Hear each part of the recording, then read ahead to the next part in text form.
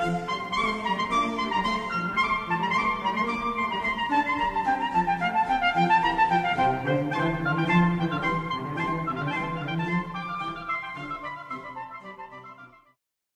2 years ago, Jesse Jackson made a lot of headlines by saying, look, my people are very good at baseball and basketball. I don't see why they shouldn't be very good at math.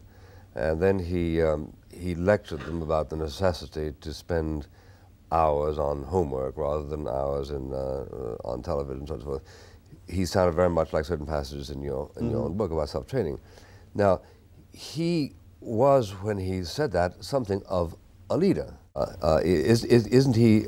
You are a leader without being an office seeker. In the same sense that Freud was a leader, Darwin was a leader, a man of great influence. Well, I thank you for the compliment. I'm not sure how much I can endorse the accuracy of it, but that's for other people. Yes, that was a very statesmanlike thing to say. However, again, my study of other countries suggests that is not what people want to hear. There was a politician in the Philippines in the 30s who pointed out that if the Filipinos were angry at the Chinese, who were dominant throughout the economy, even though they were a minority, and wanted to take over their positions, they would have to work the way the Chinese work. As hard as they work, save as hard, live as frugally, etc., etc. A storm of indignation fell upon this poor man, and no one else wanted to be in his position again.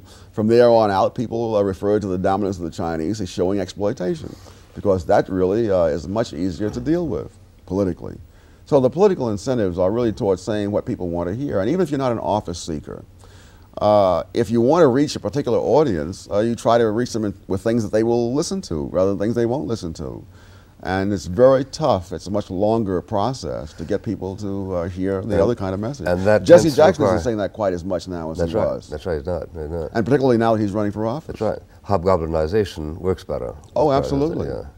Well, now, George Gilder points to the study recently released by whatever foundation it was, showing this dramatic rise in single-parent black families, and also their failure during the past 10 years to keep pace with white families, and on the contrary, how black families with two parents have done so well. In other words, the Sowell thesis. But he blames welfare for this. Do you blame welfare so much for that? How does welfare cause a black father to desert his family?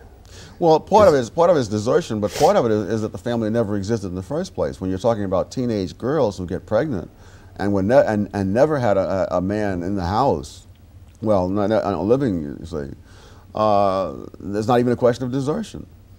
Well, but when the figures rise as dramatically as they have done, by 15 percentage points, what is it that's happening now that wasn't happening then? Just plain more sex, more teenage sex? Yes, and that's happening, I think, in the society at large, part of the general degeneration of standards in American society. Well, would a corollary of your proposition that the more we engage in affirmative action, the less we succeed, be that the more we teach sex education, the less we learn? Oh, absolutely. That what is amazing to me is how many propositions there are that are sacred without a speck of evidence and in utter defiance of all evidence. That sex education was promoted on the grounds that this will reduce illegitimacy, teenage pregnancy, which I think is more important than the legal status of the children, and it would also reduce venereal disease. And of course, it was instituted, and teenage pregnancy and venereal disease have shot up through the roof. I have seen practically no one say, let us reconsider this. We have become wedded to certain non-empirical propositions that no matter what happens, these doctrines are so, and they're not to be questioned.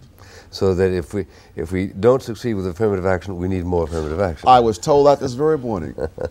I pointed, it reminded me of the alcoholic who wakes up with a hangover and figures he has to have a drink to get over this. Yes, there's a tremendous range of these things, not only in the racial area, but throughout the whole social thinking today.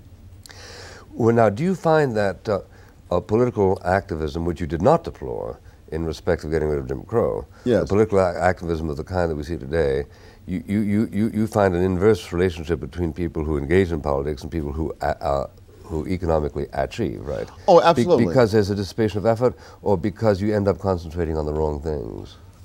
Well, Historically, those groups that have had alternative methods of rising have chosen those methods. The Chinese in Southeast Asia are, again, a classic example of this. They have avoided politics like the plague, and they have come in usually poor and gone out usually prosperous. In the United States, Germans in colonial America were actually fined because they would refuse to serve in offices to which they had been elected or appointed. Jews in most countries, even when they've been allowed to enter the political process, have done so very late in the game, usually long after they have risen to prosperity by some alternative means. It makes perfect sense in terms of your options. That clearly, if you can do one thing well, you don't want to do the other thing. But if there's not the entrepreneurship there, there's not the capital there, then of course this is a very lucrative thing. Is it a matter of the urge of energy devoted, or is it simply a matter of the kind of understanding stimulated? Surely if somebody spends 2 hours a day in political activism, he's not castrating himself as an effective economic human being, right?